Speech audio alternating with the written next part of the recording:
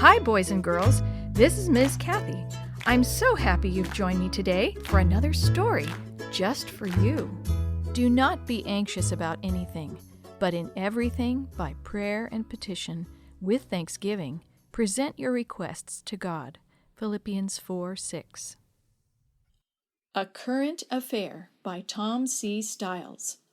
Dark, threatening clouds filled the sky as the three young men pulled away from their campsite. They were headed for Lake Michigan's Thunder Bay. "Quite a day to dive, huh?" Troy said bleakly to his two friends. "Fits my mood perfectly," Greg thought to himself. His mind was filled with doubts about both life and God, and he'd chosen this weekend to sort of get away from everything. But even here, the clouds had tracked him down. "At least there won't be many boats out today," Larry piped up. "That means we won't have to wait long to get the boat off the ramp." Greg let out a long sigh, then sat up. "Well, I guess it won't matter much what the weather's like topside. Once we're on that wreck down below, I don't care how hard it rains, as long as the bilge pump keeps our boat afloat." A grin crossed Greg's face, the first of the weekend. "So which wreck do you guys want to start with?" Troy asked his companions. Larry pulled out a map of Lake Michigan titled Shipwreck Preserves. Pointing to a wreck site none of them had ever tried before, he asked, "How about this one?" Greg leaned over. "Yeah, I've read the description on that one. Let's do it." A short time later, the three of them were headed across the cold waters of Lake Michigan. By now, the sun had decided to put in an appearance, although the waves were still running a choppy 2 to 3 feet. Larry pointed at an orange 55-gallon drum floating on the surface of the water.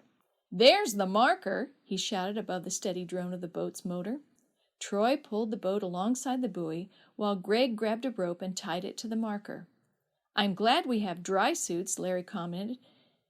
At 110 feet, this water is going to be freezing." As Greg donned his gear, he found himself wanting to pray for God's protection, just as he used to. But he forced the idea from his mind. God just wasn't going to be a part of this dive, if there even was a God. Pulling his mask on, Greg slipped into the water first, then waited for the others to join him. Following along a rope that had been attached to the buoy, the three divers descended into a world of gray. As they slowly pulled their way down the line, their underwater world became even darker. Then suddenly, it began to take shape. "What an incredible sight," Greg thought. "This is better than a Jacques Cousteau film." The rope was leading them to the foredeck of a picture-perfect shipwreck site. The masts of the ship were still standing, and the anchor chains led off the bow into oblivion. The ship's wheel was in place just ahead of the aft mast. This was fantastic. It seemed as though their exploration had just begun when the divers' timers began going off, signaling that the safe time limit had been reached. Reluctantly, the trio headed back toward the surface. Slowly, as before, they became enshrouded in an oppressive layer of grayness. After 2 decompression stops, the three young men broke the surface of the water. "What a great sight!" Larry beamed, climbing back on board the boat. "Never seen one better," Troy echoed. "I just wish these tanks held twice the amount of air that they do." "Agreed. Well, let's get our fresh tanks ready and head to another spot. I'll untie the rope." Larry edged his way over to where the rope was attached to the buoy, but the choppy water rocked the boat back and forth, making the task nearly impossible. "Let me give you a hand," Greg offered after unzipping his suit. He made his way toward Larry and reached out to untie the knot. Suddenly, the bow of the boat dropped, and Greg's head and glasses hit the buoy. "Are you okay?" Larry asked. "Yeah," Greg shouted, "but grab my glasses."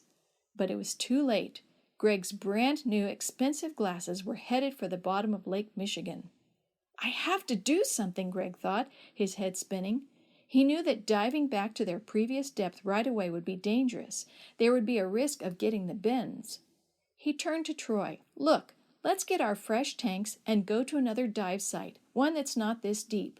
You and Larry can go down while I sit it out. When you come up, we'll head back to this site, and I'll have another look around." "That's okay with me," Troy replied. "What about you, Larry?" "Have I ever turned down a dive?" he said with a smile. A short time later, Greg lay in the cabin of the boat, his friends in the water beneath him. Slowly, his thoughts turned toward God. Are you there, God? Are you really there? God, if you're somewhere out there, help me to find my glasses in this great big lake.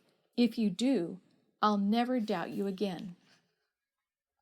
After they returned to the first site, Greg once again donned his suit and gear. Because the buoy had moved by now, he'd have to use the boat's anchor line as a guide. The chances of finding a pair of glasses on the bottom of the world's largest inland lake were slim, but somehow he sensed that he would be searching for more than a pair of lost glasses. You know, this job would sure be easier if I were wearing my glasses, he said with a laugh. Then he lowered his mask and slipped into the water. Larry leaned over the edge of the boat. Remember, you have 5 minutes of bottom time. Be careful. Greg signaled that he understood, then sank beneath the surface. Hand over hand, Greg pulled himself down the line. Earlier, the group had made some calculations to help Greg know where to look for the glasses. It was all dependent on the direction of the current and certain other variables. Yes, finding my glasses would definitely be in the realm of the miraculous, Greg thought. Soon, Greg's feet touched the lake bottom. This time, the line had not led him to the wreck. Instead, he found himself standing on a flat desert of gray, hard-packed clay.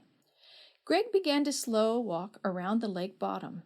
All he could see was a vast horizon of the great clay. He turned slowly, checking out his surroundings. Just then, something caught his eye. About 15 feet away, an object reflected in the small amount of late afternoon sun. Making his way toward the deep-sea glint, Greg tried to focus on the object. Slowly, as if in a trance, he reached down and picked up his glasses. Greg studied his watch to check his airtime. Kneeling on the bottom of Lake Michigan, he sent a prayer shooting through the grayness to his, yes, his, Heavenly Father.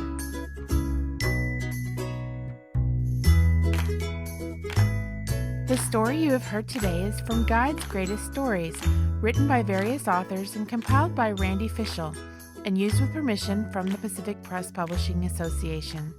If you're interested in any other books published by the Seventh-day Adventist Church, please visit AdventistBookCenter.com or call 1-800-765-6955. This podcast is a production of the Carolina Conference of the Seventh-day Adventist Church.